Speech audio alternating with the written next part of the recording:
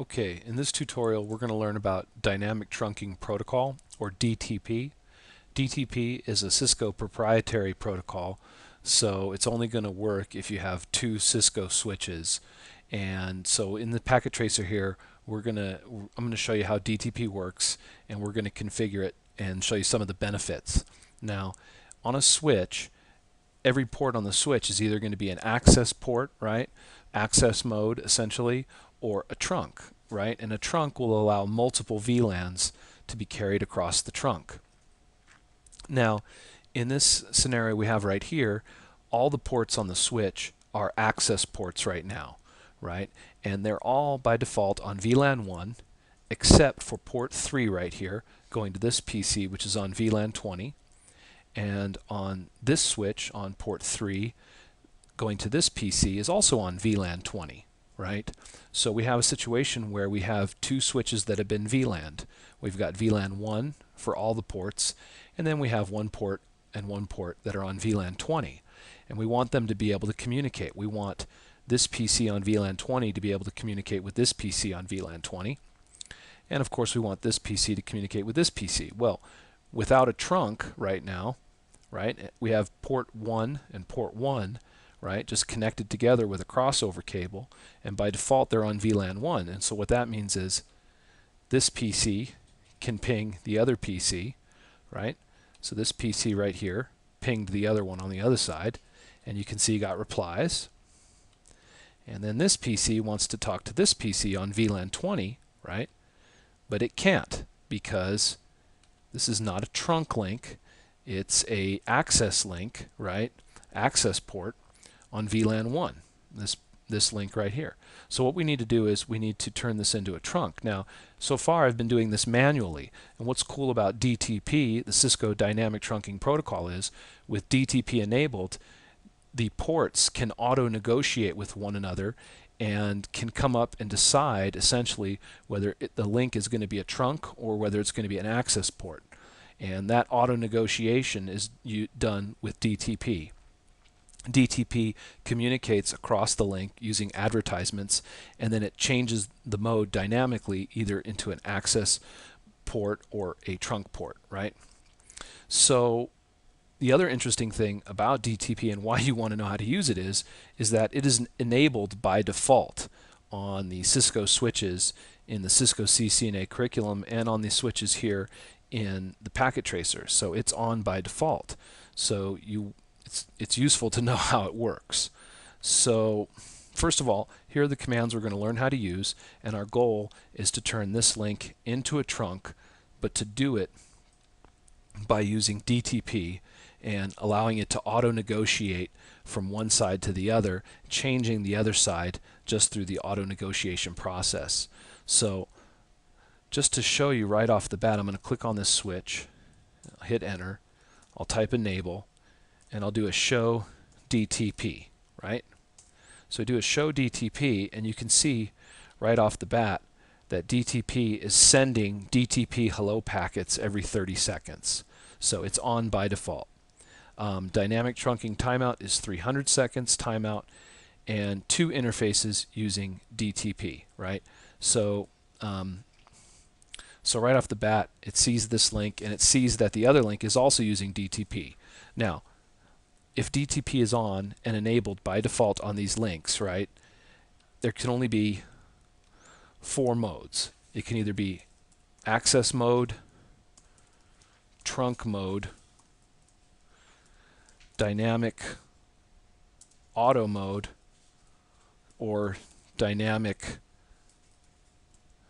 desirable mode. And by default, if you don't do anything, when DTP is enabled on the port, let's say right here, it's in dynamic auto mode, right?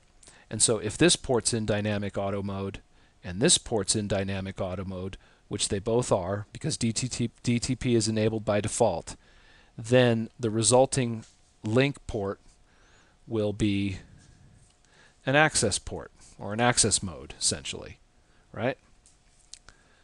So what we can do though is, so they're both in dynamic auto, right? So let's see here. We'll do one other show command. We'll say we're going to do show interface fast Ethernet 01 switch port. So we'll do show int for interface FA0/1 switch port. Okay, and when we do that, you can see that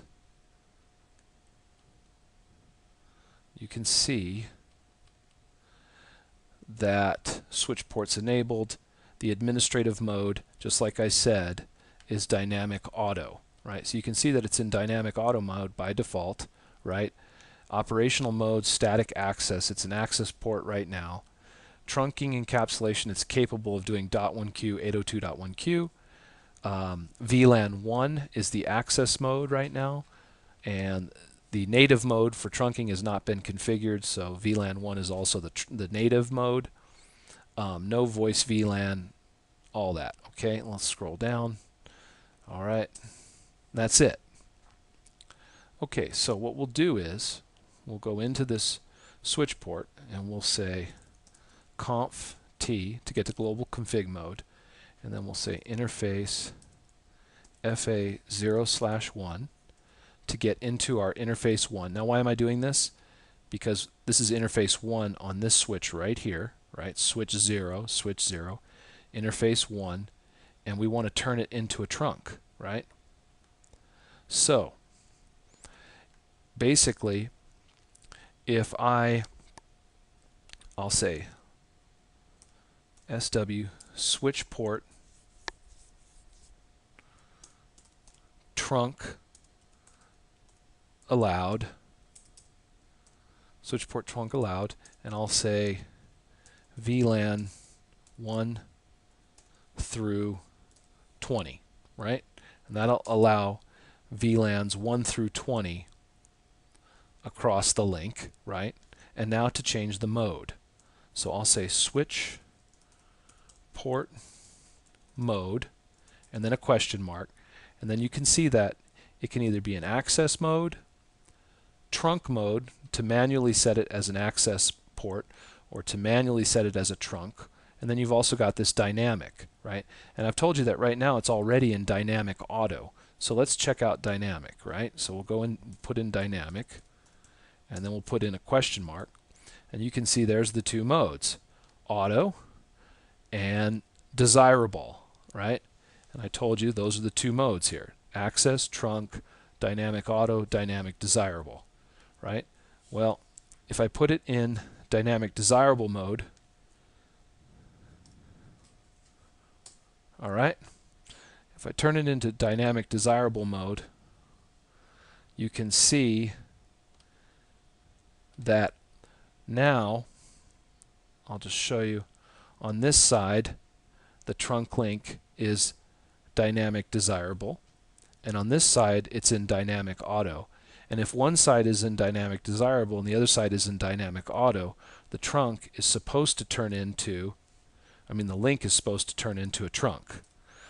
So now you can see we had orange lights for a second, now we have green lights. So now the question is this now a trunk? Well, the best way to test it is to see if VLAN 20 can ping across. Before it couldn't. Let's see if it can now. We'll go like that and ping, and you can see now it must be a trunk because now this PC can ping this PC across VLAN 20, and this PC can still ping across. So now VLAN 20 and VLAN 1 are communicating across the link, and we've achieved a trunk. If we look in here and we go Control C, Control C, and we do a show interfaces FA01 switch port, you'll see that now, whoops, it always does that. Switch port enabled, administrative mode, notice dynamic desirable. Now the operational mode is not an access port, it's now a trunk port. Operational mode is a trunk. You can see that it is a trunk, and it worked. Now, depending on how you configure both ends, if this end is dynamic desirable and this end is dynamic auto, then the link will be a trunk. If this end is a trunk end, and this is dynamic auto, then it'll be a trunk. Of course, a trunk and a trunk equals a trunk. An access link and an access link equals the access link. Dynamic auto equals access. And so you have to know what you get when you have one on one side and one on the other, right? If you have an access link on one side and dynamic auto on the other, you get an access link. If you have a trunk link and dynamic auto on the other side, you get a trunk. Let's try that. So what we'll do is conf t, we'll do interface 01, and this time we'll change the mode to switch port mode trunk, right? Hit enter. And now this side's been configured as a trunk. This side is still dynamic auto, right? We haven't changed that, right? This side has been in dynamic auto the whole time. Now this side is a trunk mode, and let's see if we still have a trunk here. We'll get the PC and we'll try to ping, and you can see that we can still ping. So if this is a trunk and this is auto, we get a trunk. If this is dynamic desirable and this is auto, we get a trunk, right? But if we change this back to dynamic auto, it won't be so. So what we'll do is we'll do that. We'll say switch port mode dynamic auto, right? All right, now it's dynamic auto mode. And now we'll see if we can, we'll give it a second. Notice it's now orange on either side. And open up the command prompt and try to ping across. And you can see that now it can no longer ping across. So as soon as we put this back to dynamic auto on this side, we lose our trunk. So anyway, DTP is very cool because we haven't even had to configure this switch at all. We didn't even say what VLANs were allowed. We only configured allowed VLANs on this side and configured this side for the switch port mode of a trunk or dynamic desirable, and the other side automatically negotiated the link into a trunk link on its side as well. Where we end off is dynamic desirable plus dynamic auto on the other link, which is the default mode, equals a trunk. If you want to see how these other combinations work, you can go to my website at danscourses.com and look up the DTP page under Cisco CCNA 3, and I'll have a chart which shows how all the different modes on either side and the resulting link, whether it'll be a trunk or an access link. There are a couple of situations that you do not want to have. In other words, a couple of things here. Now typically the way I've always done this is that I'll just decide if I want this link to be a trunk, I'll make this side a trunk manually, and I'll make this side a trunk manually, right? And when I do that, you know, if you put trunk on one side and a trunk on the other, you get a trunk, right? And if you're going to do that, then you might as well use the switch port non-negotiate or no negotiate command, which will basically turn off DTP and stop DTP advertisements from running. Remember, DTP is on by default. So why, if you're going to manually configure the trunk on both sides, there's no point in having the DTP protocol sending packets every 30 seconds across the link. So that's one thing. The switch port no negotiate command will turn off those advertisements. The other thing is that if you configure one side to be a trunk manually and you configure the other side to be an access port manually, then you'll get a broken link pretty much. It's not recommended to do that. You're saying I want this side to be a trunk and I want this side to be an access port, and then you'll get basically a broken link.